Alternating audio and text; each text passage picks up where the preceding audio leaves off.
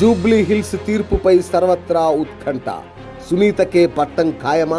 దివంగత నేత మాగంటి గోపీనాథ్ ఆశయాలకు వారసురాలిగా సునీత. నియోజకవర్గంలో వెల్లువెత్తుతున్న సానుభూతి. బీఆర్ఎస్ కు ఇదే శ్రీరామ రక్ష. 3 సార్లు గెలిపించిన నేత సేవలకు ఆయన సతీమణికి అవకాశం ఇవ్వాలంటున్న ప్రజలు. కారు జోరు ముందు ప్రతిపక్షాలు బేజార్. జూబ్లీ హిల్స్ లో తిరుగులేని ఆధిక్యం.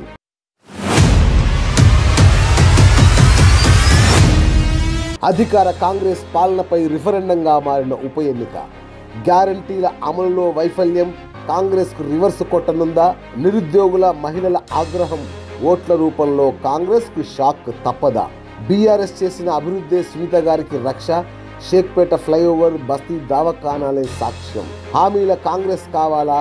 అభివృద్ధి చేసిన బీఆర్ఎస్ కావాలా?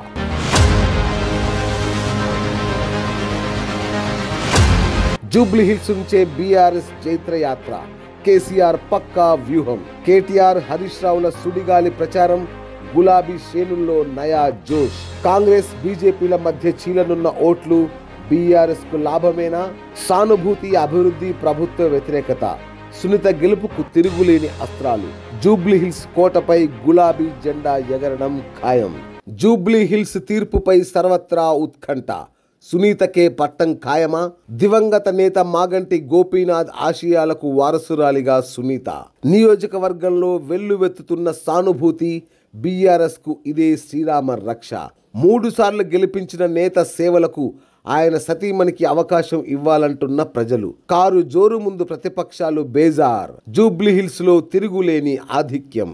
యావత్ తెలంగాణ దృష్టిని ఆకర్షిస్తున్న జూబ్లీ హిల్స్ ఉప ఎన్నిక బరిలో రాజకీయం వేగంగా మారుతోంది. ఇది కేవలం ఒక నియోజకవర్గ ఉప ఎన్నిక మాత్రమే కాదు. అధికార కాంగ్రెస్, ప్రతిపక్ష బీఆర్ఎస్ పార్టీలకు ఇది ఒక అగ్ని పరీక్షగా మారింది. అయితే క్షేత్రస్థాయిలో ఉన్న పరిస్థితులు, రాజకీయ సమీకరణాలు మరియు బలమైన సెంటిమెంట్ అన్నీ కలిసి బీఆర్ఎస్ అభ్యర్థి శ్రీమతి మాగంటి సునీత గోపీనాథ్ గెలుపుకు మార్గం సుగమం చేస్తున్నాయని రాజకీయ విశ్లేషకులు అభిప్రాయపడుతున్నారు. ఎమ్మెల్యే మాగంటి గోపీనాథ్ అకాల మరణంతో ఈ ఉప ఎన్నిక అనివార్యమైంది. ఆయన స్థానంలో బీఆర్ఎస్ అధిష్టానం ఎంతో ఆలోచించి స్థానిక కార్యకర్తల మనోభావాలకు విలువనిస్తూ ఆయన సతీమణి సునీతను అభ్యర్థిగా ప్రకటించింది. ఈ ఒక్క నిర్ణయమే బీఆర్ఎస్ పార్టీని విజయానికి అత్యంత చేరువ చేసిందని చెప్పొచ్చు. శ్రీమతి సునీత గెలుపునకు దోహదపడే ప్రధాన అంశాలు గనుక చూస్తే, మొదటిది బలమైన సెంటిమెంట్. మాగంటి గోపీనాథ్ వారసత్వం.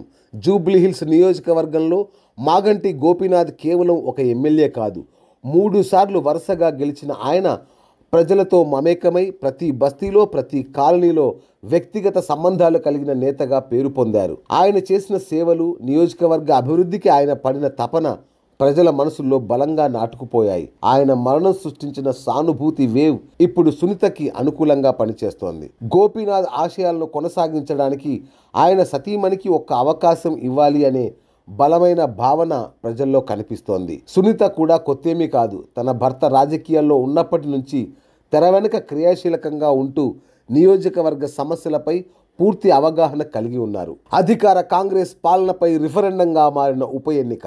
గ్యారంటీల అమలులో వైఫల్యం కాంగ్రెస్ కు రివర్స్ కొట్టనుందా? నిరుద్యోగుల మహిళల ఆగ్రహం ఓట్ల రూపంలో కాంగ్రెస్ కు షాక్ తప్పదా?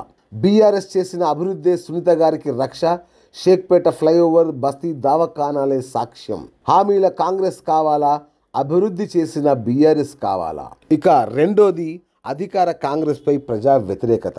ఈ ఉప ఎన్నికను బీఆర్ఎస్ పార్టీ కాంగ్రెస్ ప్రభుత్వ పాలనపై రెఫరెండంగా భావిస్తోంది. అధికారంలోకి వచ్చి దాదాపు 2 ఏళ్లు కావస్తున్న కాంగ్రెస్ ప్రభుత్వం ఇచ్చిన గ్యారంటీని నెరవేర్చడంలో విఫలమైందన్న విమర్శ బలంగా ఉంది. లక్షలాది మంది నిరుద్యోగులను మోసం చేశారని, హామీ ఇచ్చిన 2 లక్షల ఉద్యోగాల భర్తీ జరగలేదని బీఆర్ఎస్ నేతలు హరీష్ రావు, కేటీఆర్ బలంగా ప్రచారం చేస్తున్నారు.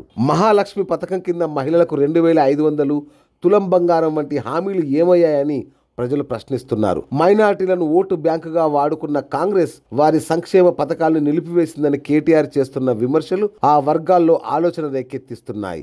ఈ ప్రభుత్వ వ్యతిరేక ఓటు మొత్తం బీఆర్ఎస్ అభ్యర్థి సునీతకు లాభం చేకూర్చనుంది. ఇక మూడోది బీఆర్ఎస్ అభివృద్ధి వర్సెస్ కాంగ్రెస్ హామీలు. బీఆర్ఎస్ హయాంలో హైదరాబాద్, ముఖ్యంగా జూబ్లీ హిల్స్ పరిధిలో జరిగిన అభివృద్ధిని ప్రజలకు గుర్తు చేయడంలో ఆ పార్టీ విజయవంతమైంది. షేక్పేట ఫ్లైఓవర్, బస్తీ దవాఖానాలు, ఉచిత మంచినీటి సరఫరా, పెరిగిన పెన్షన్ల వంటివి బీఆర్ఎస్ పాలనకు సాక్ష్యంగా నిలుస్తున్నాయి. అభివృద్ధి చేసిన బీఆర్ఎస్ కావాలా, హామీలిచ్చి మోసం చేసిన కాంగ్రెస్ కావాలా అనే నినాదాన్ని బీఆర్ఎస్ బలంగా ప్రజల్లోకి తీసుకెళ్తోంది.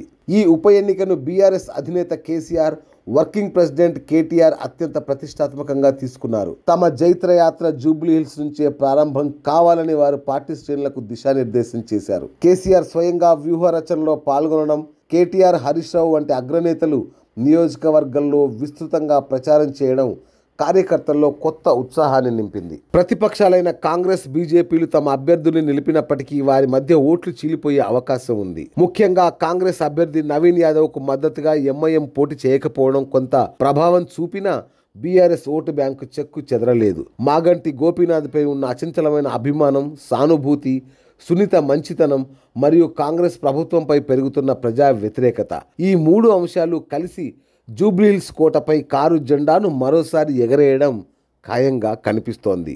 జూబ్లీహిల్స్ నుంచే బీఆర్ఎస్ జైత్రయాత్ర, కేసీఆర్ పక్కా వ్యూహం, కేటీఆర్, హరీష్ రావుల సుడిగాలి ప్రచారం, గులాబీ శ్రేణుల్లో నయా జోష్. కాంగ్రెస్, బీజేపీల మధ్య చీలనున్న ఓట్లు బీఆర్ఎస్కు లాభమేనా? సానుభూతి, అభివృద్ధి, ప్రభుత్వ వ్యతిరేకత, సునీత గెలుపుకు తిరుగులేని అస్త్రాలు.